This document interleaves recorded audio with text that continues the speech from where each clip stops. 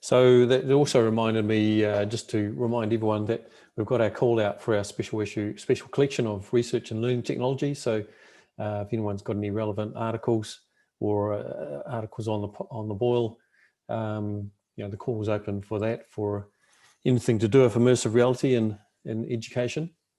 And also our call for PJ Tell for practical guides, for technology enhanced learning as well. So over to Michael. Michael, I'll get you to introduce yourself and fire away with your presentation and take us through some of your projects. So thanks, Michael. Not a problem at all. Thanks for having me, Tom. So I'm going to share my screen.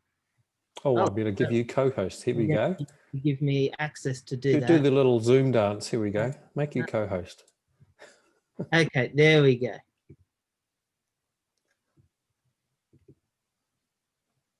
Excellent. Okay.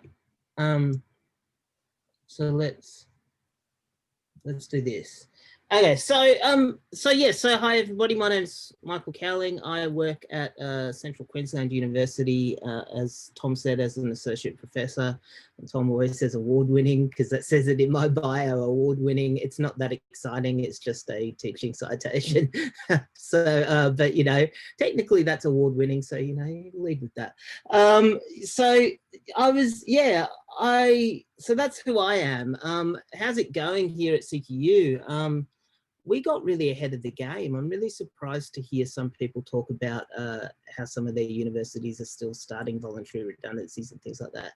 CQU kind of did a lot of that stuff 6 months ago, and now I'm feeling a little bit more like I've still got my job, which is nice. I mean, you could say all sorts of things about my Vice Chancellor, but he certainly got ahead of the game when it came to the COVID stuff, which is really nice. That does, however, mean that really for these last 12 months, in answer to Tom's question, I mean, what have I been doing in terms of project work? The answer is not a lot.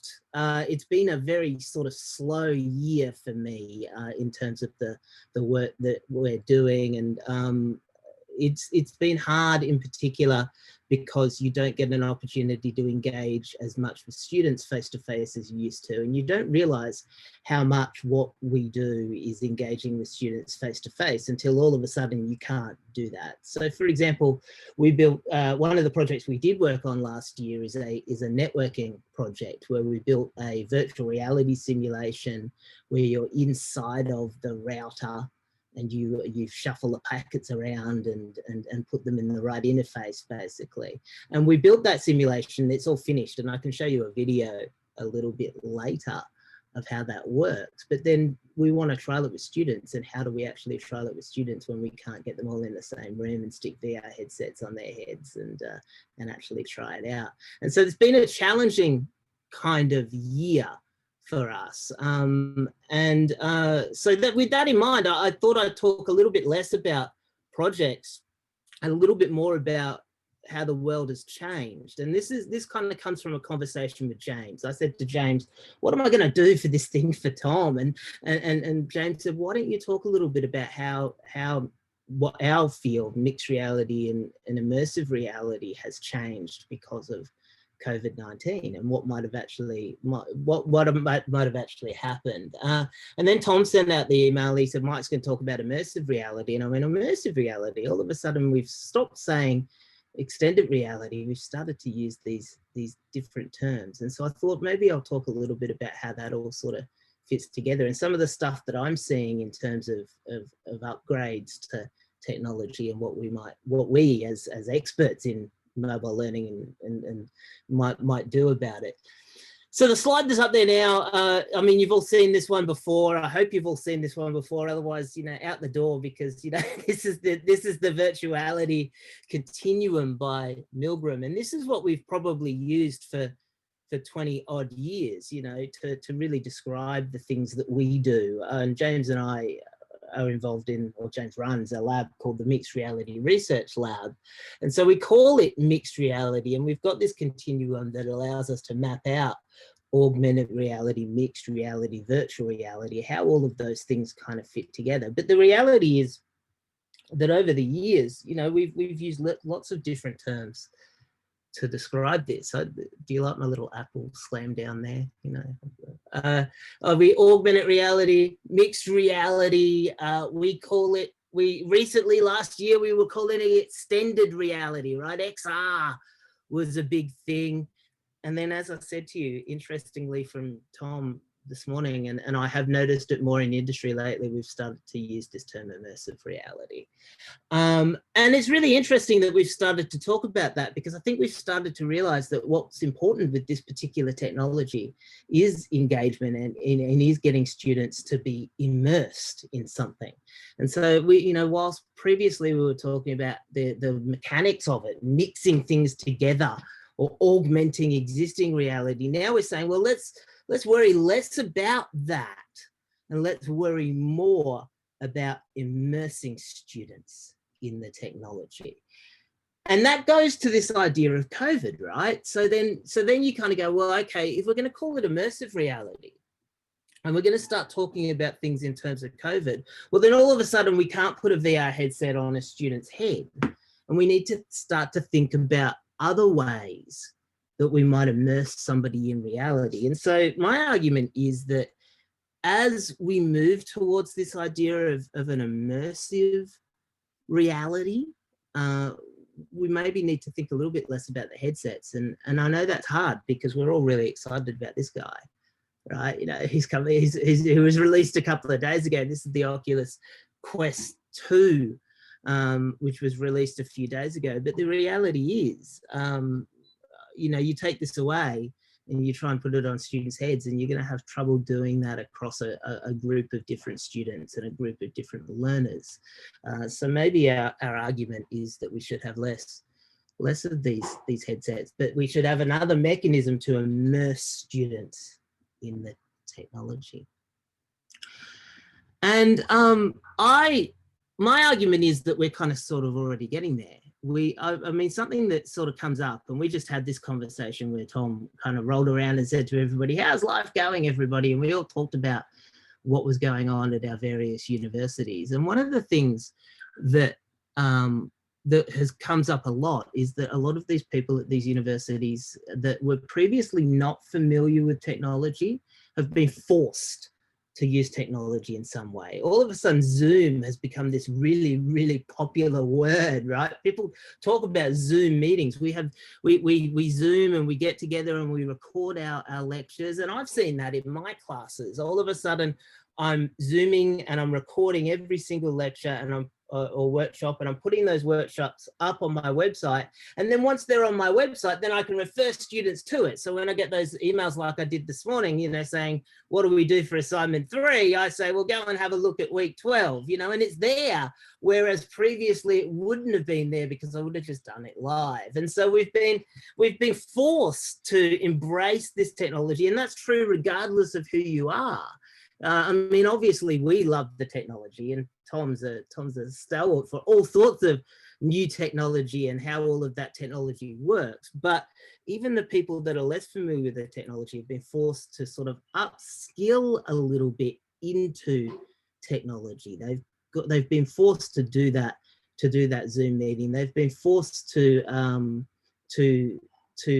do something technology enhanced learning. So if you think of a continuum, they've been forced along the right hand side of the continuum a little bit just by this COVID-19 situation. Now, it may be the case that after that happens, after COVID-19 settles down and we all go back to standing in real classrooms again, you know, and things are face to face, well, then maybe it'll all bounce back and maybe there'll be a rebellion. And I am actually genuinely a little worried about that, you know, that all of the old fashioned professors might say, well, it's back to the tweed blazer and the chalk and the blackboard, right? You know, and I'm not going to do any of this stuff anymore. But I think a lot of learning designers I talk to really hope that instead what's actually going to happen is that staff are going to embrace this. They're going to say, you know, like I just did, all of a sudden, you know what, recording the units was actually really useful, and we should actually Tom just had a costume change. And you know, tweed blazer. Oh, there we go, the tweed blazer. I love it. Thank you. You know, so I would hope that we've made that change, and that we've sort of pushed people a little bit more towards technology. And I mean, I was buoyed by the fact that I went to a conference earlier this week at the university, my university, CQ University, ran a conference called the Scholarship a Tertiary Teaching Conference, and I'm sure your universities do similar kinds of things. It's predominantly sort of internal staff talking about their learning and teaching initiatives. And one of our lecturers, I won't say who it was, but one of our more old-fashioned lecturers posted this picture to Twitter in celebration of her PhD student and the fact that he did his presentation. And I thought, well, if she can embrace Zoom, and she can embrace the fact that he's on Zoom and that he's halfway across the country and that he's dialed in, and that she can show this, then there's hope for us in terms of embracing that type of immersive technology. So that's, as I said, that's kind of my pitch, right, is that we should do that. And that doesn't necessarily mean that we stick every student into an Oculus Go, that or an couldn't any Oculus Go anymore, Oculus Quest or a HoloLens, right? But what we can do is we can try and upskill all of those individual staff and make them recognize that they can immerse their students in the technology. And just so that I'm actually doing what Tom actually asked me to do and talking a little bit about some of the projects that we've run. In the this is a picture of my live Zoom workshops to sort of note that all of a sudden my class ended up with all of these live Zoom workshops that I'd never had before, which I've kind of said to you already. But yeah, just to sort of cover what Tom actually asked me to talk about, we run in the pre-COVID times, as opposed to the post-COVID times, right? We ran a series of different workshops for staff members, and one of the sets of workshops that we run, I call the Weaving Technology into the Fabric of the Classroom workshops out of my lab. I wore the lab shirt for you today, so I'm well branded, right? And the Weaving Technology into the Fabric of the Classroom workshops are for school teachers predominantly. And it's about giving school teachers that light bulb moment, right? It's about sitting them down and exposing them to a whole bunch of different technology and giving them that light bulb moment. Because I stand up there at the beginning and I say to them, look, I know you guys are good teachers. I know that you enjoy teaching and that you're good at what you do. So all I really need to do is I just need to give you an opportunity to understand how some of this technology works so that you can think about how it would improve your pedagogy in your classroom. And so we do that with Weaving Tech, and we've run 9 Weaving Tech workshops over the last few years at various different places, Mackay, Gladstone, Bundaberg, basically Queensland, mostly Queensland. And the thing I want to note is that when we run these workshops, we run a whole different type of stuff. Like we do have a big focus on mixed reality and virtual reality, because I often invite James, and of course that's what he talks about, and that's also something that I do a lot of work in as well. But we also do robots, and we do drones, and we even had a sewing wearable technology at one of them. We've had gaming, James's discipline of gaming and designing games and how you might do that. We had programming, we've had a whole bunch of different things.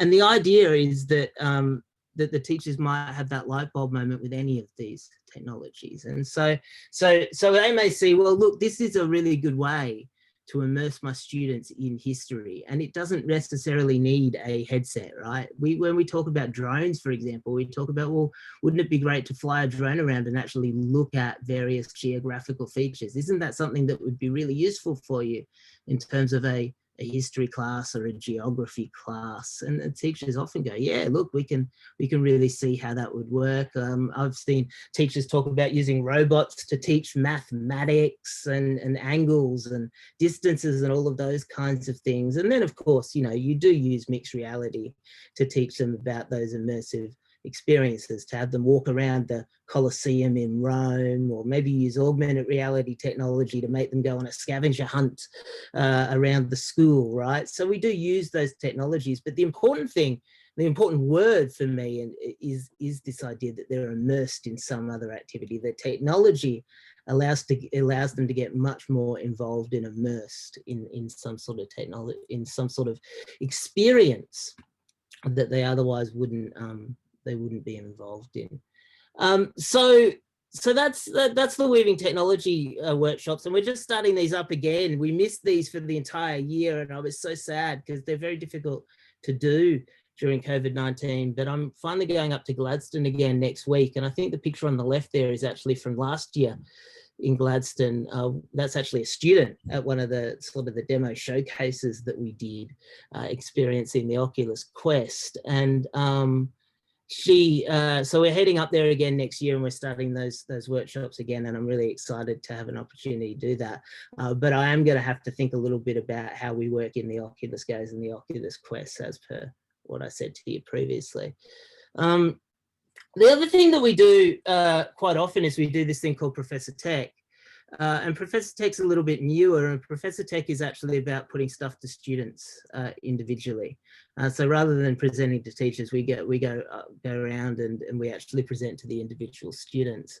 And this has worked out really well. And probably the most successful Professor Tech sessions we had were in Maryborough a couple of years ago, supported by the Queensland Office of the Chief Scientist as part of National Science Week. And the thing that was really interesting about Maryborough is that previous to running what we did in Maryborough, I'd encountered students and I'd interacted with students, but often the students I'd interacted with were at private schools and schools in the Brisbane CBD. And so the students were really excited to play with the technology, but they'd seen it all before. But when we got to Maryborough, some of the schools were like that, but then some of the other schools that we went to were lower socioeconomic schools. And we got an opportunity to see students that had never seen this technology before. And they were really excited to use the virtual reality, the augmented reality, the robotics technology, and they genuinely had never seen it before. And so, like I was saying with the teachers, the light bulb moment for the teachers is how can you fit this technology into pedagogy? When we went to Maryborough, I thought the light bulb moment for the students was this opportunity where they finally kind of went, I didn't even know this existed. This could be something that I might be interested in as a career into the future. And the opportunity for them to go, I could actually be a Unity developer and I could build a mixed reality application, or I could be a mechanical engineer and I could do some stuff in robotics. It was amazing. You could see in their eyes that they'd never seen this stuff before. So this gave us a really good opportunity to do that. And I'll put that picture in on the left. That's not actually Professor Tech. That's actually us going up for something else up in Noosa. It was an executive retreat. So this woman is actually an executive in an organization in Noosa. And I put this picture up because this is her flying through the air using Rick's Planck experience, right? So you can, Rick's Planck experience. By the way, Rick's Planck experience is a really interesting experience. James said you've had some people talk about that before, but I find it an amazing experience because I can put somebody in Rick's Planck in a room in Gladstone or Bundaberg where there is clearly a floor and carpet and all of these kinds of things, and you will watch them while they're in the Oculus walk very carefully along that plank, and when they fall off the plank you can see the genuine panic in their eyes, right? It's a really interesting experience. But this woman, she did the flying bit, right, where you've got the gauntlets like Iron Man that sort of drag you around and fly you around. And shortly after we took this photo, she crashed into a building. And the experience, what actually happened is she actually fell backwards and fell on her ass. And I've actually got video of that happening to her.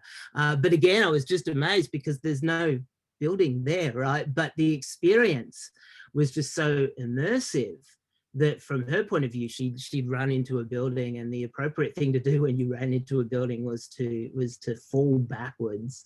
And yeah, we were really lucky she didn't hurt herself. Teresa, who was running the conference, was really worried that she might get sued or something. But for me, the experience was the really interesting part. So just to give you an idea, I mean, I threw this picture in there as well for you. This is from one of the first weaving technology workshops in 2017, I think it was. And that's our colleague, Christian Morrow. And he really is genuinely award-winning, Tom. He actually has an award for teaching excellence early career from the AAUT. But what he's doing here is he's talking about mixed reality, or he's talking about their work in anatomy, and he's showing an example of a 3D printed brain. And then he's showing some examples of ebooks and some mixed reality interventions that use an iPad that are not immersive, right? So I pulled this photo out because I wanted to demonstrate that it's not immersive, not headset based, right? So I pulled this picture out specifically because I wanted to give you an example of something that wasn't necessarily headset based, that was still a really immersive experience for the students, because the combination of the 3D printed brain and the ability to actually to zoom things in and to have a look at a 3D digital model of the brain, which you use the cube in front of him to actually do, is still a really immersive and really good experience for the students. So how does all of this relate to mobile learning, though? I mean, ultimately, you know, we're here and we're talking about mobile learning, and the reality is, how does this relate to mobile learning? Well, most of the stuff that we're talking about is driven by mobile learning. I mean, it's great that James came in and said, oh, I was trying to get onto Zoom on my phone because I'd prefer to use my phone rather than use my computer, right? So he wants to use mobile technology to access these things. And my experience is that students are really, really comfortable with the mobile technology as well. That's really what they would prefer for us to use. And I understand that as well. If I want to check my internet banking, I pick up my mobile phone rather than use my computer, because it's just so much easier to access the app. And so I think we're actually pushing towards sort of a mobile future. And a lot of these things need to be adaptive and responsive and actually work using mobile technology. And as proof of that, I run a unit called IT and Society. And IT and Society is about is where my students have to talk about how IT affects society in terms of privacy and cybersecurity and employment and various other factors. And a couple of semesters ago, about 2 years ago now, we introduced a video assessment for the students. Rather than them writing an essay about these social and ethical issues, we said, can you do us a video instead? And one of the first videos I got was in 2017 was this video here. This is one of my best students. He got 18 out of 20 or something for his first assessment, but you can very clearly see that he's actually recording that video in his bathroom, right? Using his iPhone, using his mobile device. And so given the opportunity to embrace these mobile devices, these students are very quick to kind of go, okay, yeah, look, you know, we can use this stuff and we can immerse ourselves in this experience using these devices. And I think we should encourage that with our particular students. You can see Barry there sitting on the side. He's like the cheerleader for the students. On the left-hand side, the black sheep, he just helps the students to make sure that they're, you know, doing well. But I thought that was great that he recorded that video. And I said, I use him as an example in my future classes. When my students say to me, what do you want in terms of the video? I say, look, it's more about the content than it is about the format. Don't worry so much about the format. Really, I just want you to do a good ethical analysis. And if that means that you're recording it from the bathroom with the door closed. I think at one point he apologized for his roommates being too loud as well. Then you know, that's fine. That's totally reasonable for him to do. And so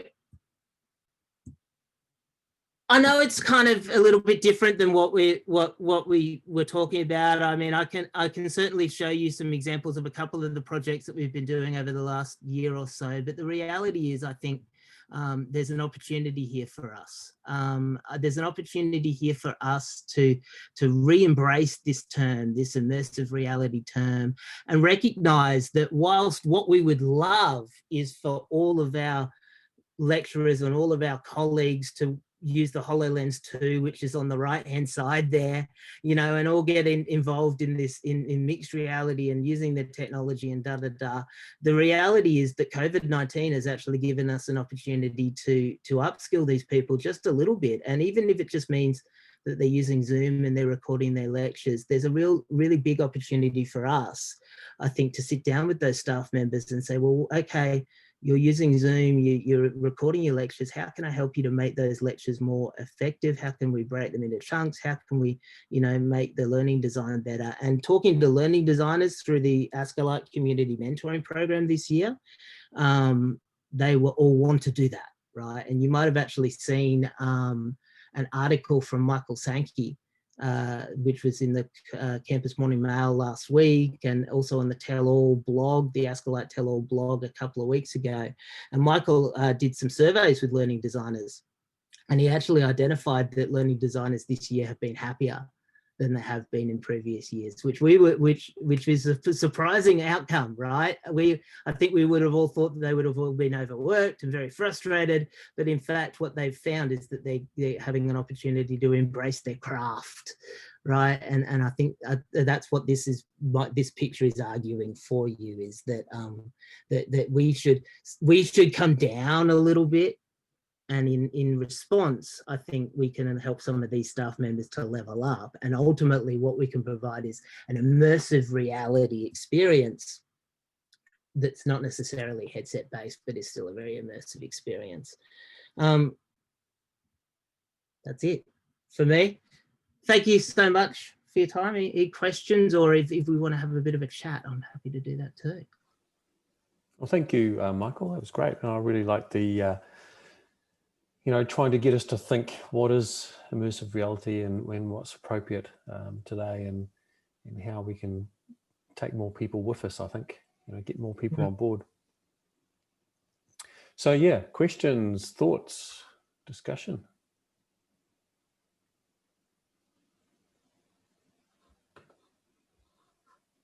Yeah, Neil. Just a little anecdote really about I was interested to see your photograph of your student from his bathroom. And the other day in a Zoom lesson with a class, most of the students are using laptops, and they're at home or they're on the campus in a kind of, a classroom on their own. But one student was actually working in a Korean restaurant, and he had it's his part-time job, and it was at the same time as the class. And he switched his phone on, and he was he was taking part in the lesson as he was like serving customers and cleaning up and things like that. And I kind of got mixed feelings about this, because I admire him for doing that, but I also think, shouldn't you be focusing on the lesson rather than the work? So it's a kind of like a little bit of a dilemma there. But you reminded me. I had a couple of students. I run a project class, final year project class, and we all know that final year project students are a bit more relaxed, right? And I've had a couple of students that have dialed in from their car, and it is the same thing. It's like, are they distracted? None of them are driving, as far as I can tell. I do always want to make sure that the car is stopped.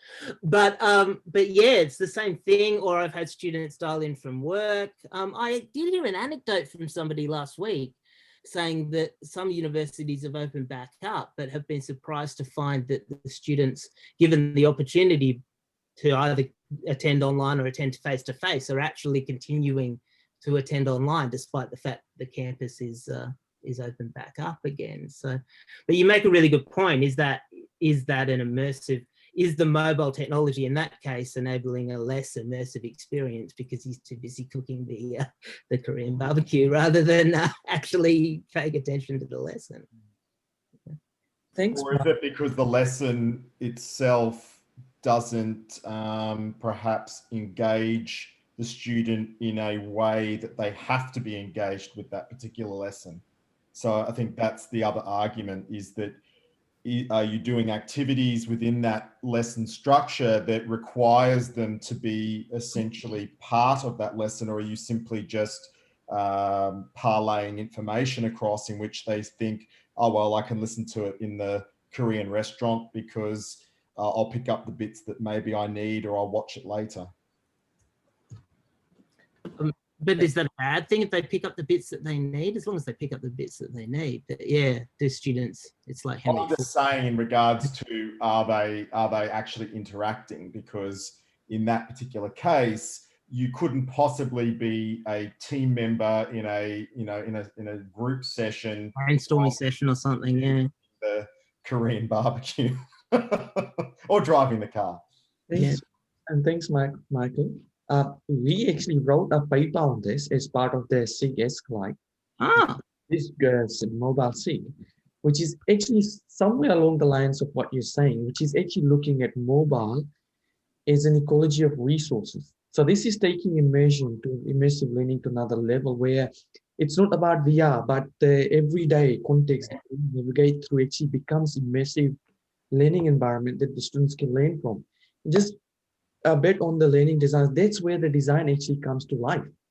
If you really try and use the affordances of these technologies and the apps and the everything that is now available to us, and we really embrace that, learning could really go to another level. And this is what we actually talked about in this paper, is that now we as academics and even the university, we find ourselves on the flip side, and we actually now have to dwell into the students' world. They no longer come into our sandstone buildings. Rather, we actually now have to go into the bedroom. So in your case, the bathroom of the student, our learning context. So It is a challenge. But is this one that you're waiting for to get accepted by Pascalite? Are you sharing this one with us early? No, it's accepted. Accepted. Ah. This is the updated version, yes. Oh, there you go. How do you know that you're accepted? I'm still sitting around waiting for. We're the lucky ones. Must be lucky, Vikal. we put 2 papers in as a collective from the SIG, and both got accepted. So that's awesome. That's awesome. You'll have to come along to the presentations, Michael. I certainly will. Certainly will. Yeah, no, Vikal's right. This idea of this mobile ecology of resources is it's a similar idea, So. Yeah, I'd just like to Vikal, that's a really interesting point you're making, and I think it's a reflection on back is the content and how we teach. So if we're just looking at the original content and just adapting it for mobile, I think that's where the issues can occur. I think as educators, we've got to rethink if we are teaching more remotely, if we are teaching mobile, how do we adapt our learning and what the student wants to from an educational perspective, how do we adapt that to meet those technologies, if you like? I think that's the challenge now that we're faced with. And our students, they know what's required. I mean, if they're watching a movie or a Zoom, like it's similar experience, right? They can just pop their headphones on and go around doing their normal business. But if we actually now go, okay, now you need to actually engage with the environment, then they go, no, actually, I can't do it now. I need to take time out to be able to do what's needed. Yeah, and I guess it maps very nicely to that very simple framework, but it's effective as the SAMR framework of technology adoption for education. So you start with substitution, well, most people do, but it's not until you get to how can technology actually modify and redefine what's possible as far as the interactions go, that you actually end up with something new and creative.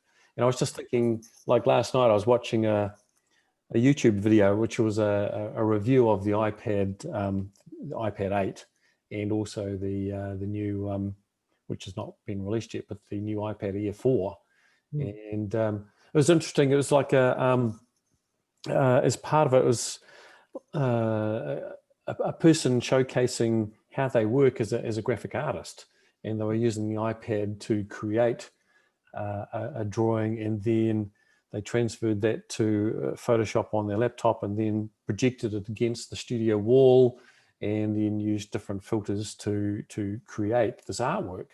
And I'm kind of thinking, well, yeah, there's an example of redefining how you work as a creative artist, that you're not, because you can't physically get to a collaborative studio anymore, you're in your own studio, but how do you then bring that to the wider audience or into a class? Well, you use your phone to record what you're doing and share it, So it was trying to rethinking, what does it mean to be a graphic artist in COVID-19 days, and or be, you know, how do you work in a studio when you can't meet together anymore at the, well, at least at the present, but how do you bring your studio-based work into a wider audience? I'm just kind of riffing off the fact, you know, that's David's domain. So yeah, I mean, to David's point though, the thing that really, and I said this during my presentation, the thing that really worries me is in 2021, are we going to bounce back?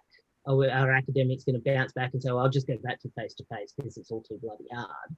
Or are we going to sort of stay with the mobile learning? Because we've forced them all up now. We've forced them all up. And you would hope that as good teachers, once they're up there, they would start to say, as David said, rather than publishing a 3-hour workshop video, let's break this into little chunks and let's, you know, do some good learning design here. Or are they gonna fall backwards? I don't know. For me, this first 6 months is going to be really telling to see which way. yeah, I agree, and I wonder whether, you know, universities need to really reward best practice more if they want to keep it going. But I mean, also, you know, it'll probably, you know, there may be other drivers as well. Like, are you going to keep your job as an academic unless you engage more with technology in the future, because you're going to have to be in a hybrid mode for, you know, the foreseeable future at least, which, you know, you've got to combine the face-to-face with the online. Said, students are voting with their feet a little bit as well. We're hearing anecdotes about students saying, no, I actually prefer online. Don't go back to the old way. And that might help as well, because the universities might then say, well, you've got to do what the students. I was going to say, Michael, that's very true. The students are actually, they like some students actually travel for 2 hours just to attend a 1-hour lecture. I mean, how is their cost effective? You know, like they spending money traveling in, they can't work. They're now going, actually, this is better.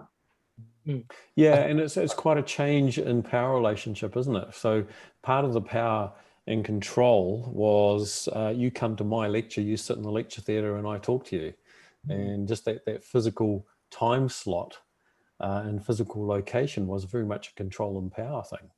Yeah, it was an interesting one with Bond being a face-to-face only university, and our decision moving forward is that we will now become a multimodal university. Yeah. Here you go. That's what's happened. We are now a multimodal university. So that's our push forward. You've literally changed your culture to have that. Yeah. You know, and I also wonder whether some perhaps deans of teaching and learning at universities almost appear to be quite happy to string out the, you know, how do we approach this over the next 6 months to hopefully, you know, keep on this whole idea of changing the culture. Well, the ANU's campus looks really good at the moment. There are lots of students in cafes and the bar, and they're sitting around on their laptops. There's just none in the classrooms.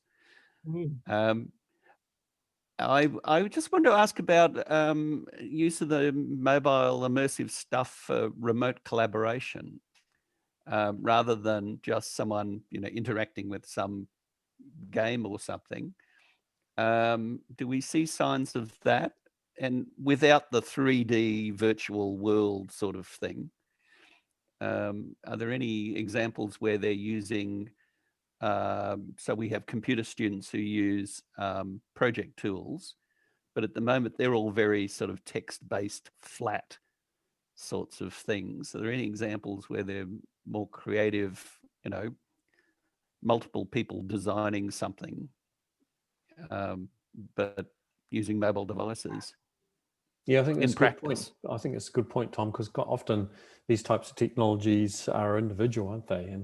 And we lose that whole element of collaboration and teamwork. So how can we bring them into that? I should have asked my project students. I run as I said, I run a final year project, and so obviously this year they had to do it all remotely, right? But I don't know how they did it. They were all working on common code elements and things like that. I'm not sure. I mean, I gave them a bit of a pass. I grouped all the Melbourne students together and all the Sydney students together. So maybe they did it face to face, but I should ask them, shouldn't I? That would be good. Well, hopefully they were, you know, using GitLab and Jupyter notebooks and stuff like that and sharing code that way. But, you know. Because I've noticed a bit of a backlash. So I've got a lecturer saying to me, the students aren't turning on their cameras in the online tutorials. Therefore, what we'll do is if they don't do that for 2 lessons, they will fail the course, or, you know, something like that. They'll get a mark if they turn their camera on. And I just wonder if we had something more relevant and useful for them to do. Yeah, well, then that's continuing they'd have the a old reason. mode of attendance, isn't it? You know, Yeah, that and, attendance is more important than being engaged or, you know, interactive or collaborating. I think it's yeah, also I mean, sorry, Tom. It's also about understanding why the students are doing that. There's a huge thing about digital well-being now. The students are very aware of the environment they are now coming into and how other students perceive that. And even like the state of mind, and we know that this period has been anything but normal. I think I came across a resource that actually talked about how we can encourage students to actually switch on their cameras, but not mandate it though, like the other staff was trying to do. but we might give them other tools they can interact with. The best example I've ever had was when I was studying remotely in Canada 5 years ago, and we were preparing a document using Google Docs, and there were 4 of us doing it and using Skype for the audio and video. But because we had a common task, and it was quite immersive in that we could see what everybody wrote and the text moved around. So I'm wondering if we should have more of those sorts of things where students create things live together and you have a tutor there to help them along. Exactly. But they've actually got something to do Use, rather than just listening to us drone on. Didn't you do that, Tom, for that? Weren't you doing that in a competition or something as well? Wasn't there a hackathon or something that you did a lot of that work in also, if I remember rightly? Well, I'm losing count now of how many of these things. The last one was Innovation ACT. Yeah, I remember you were saying that you had some hackathon or something coming up where you were using Slack or Teams or something as your main platform, and that the whole purpose was that they could jump into these things and see how the teams were going and that sort of thing. Well, the one of them was using Slack, Teams, and Zoom, and I was getting lost in it all. In that case, and also the ANU Tech Launcher was using Zoom and Slack, and there the students had to listen to the client presentations and then go into Slack and interact, pick a client, interact with them, and then decide to sign up with that project. Wasn't quite as interactive as it sounds, and I just wondered whether we needed a tool to make it more lively. So maybe that's a topic for us to be thinking about for our next paper, which is different types of tasks that are afforded towards mobile technologies and how we can bring that to various educators as a way of saying, here is some more authentic assessment or authentic tasks that you could be doing in the classroom through the use of these types of devices as a bit of an outcome. I think, didn't Matt Bauer have something it's like a taxonomy, yeah, no, that's a good idea, James. Well, I was at the UQ Work Integrated Learning Conference yesterday. Well, I was at it. I was in Canberra. They were in Queensland. So the WIL area with interns and students working in teams on projects, that's a very hot topic. So if you linked it to that online and have academic supervision of it using some of these tools, I think that would get a lot of interest. Maybe we need to create another Padlet and start knocking ideas around that. Maybe that we might start working on that for next week. Actually, Tom, the mobile ecology paper that we wrote, That was just a basic one, but what we're talking is actually building on that, because we actually had a roadmap, sort of a very basic concept of what. Yeah, it's a concise paper, so we can build that. We can build on that as a you know, the scaffold into a full paper for a journal around this type of topic. I think would be very valuable. Because in that paper currently there's nothing about VR or immersive reality, and then of course these like new tools which are now emerging, like we didn't even cover that because it was just a snapshot. Yeah. Do you want to maybe it's a Google Doc, share that with Marasa and Michael and anyone else who wasn't actually you know, at that time involved in co-creating it? I'll share copy it again, but I'll send an email, so I'll just share that again. That's the Oh, link. you put it into the chat already. Okay, cool. Yeah, that's a good idea. I think it gives us a little bit of plan. I think it's useful if we can actually, you know, create and some useful artifacts out of this group for, you know, a wider community. I think that'd be a really useful way to spend some of our time. So we're pretty much getting to the end of our time for today. Thank you very much, Michael, and enjoyed your presentation. It was a great way to get us thinking. Not a problem at all. Sorry, I'm buried in this paper now. And keen to get you, you know, joining us as often as you can. That would be great. No problems. This last term, I had a class on Friday morning, so for 12 weeks I was a bit stuck. But now the class is finished, so hopefully, I should be along a little more often. Excellent. So yeah, perhaps Vic and I have a little bit of a brainstorm, but we might work on you know, building up on that idea, that concise paper next week. Okay, well, thank you, everyone. Have a good week. Catch you later. Thank you.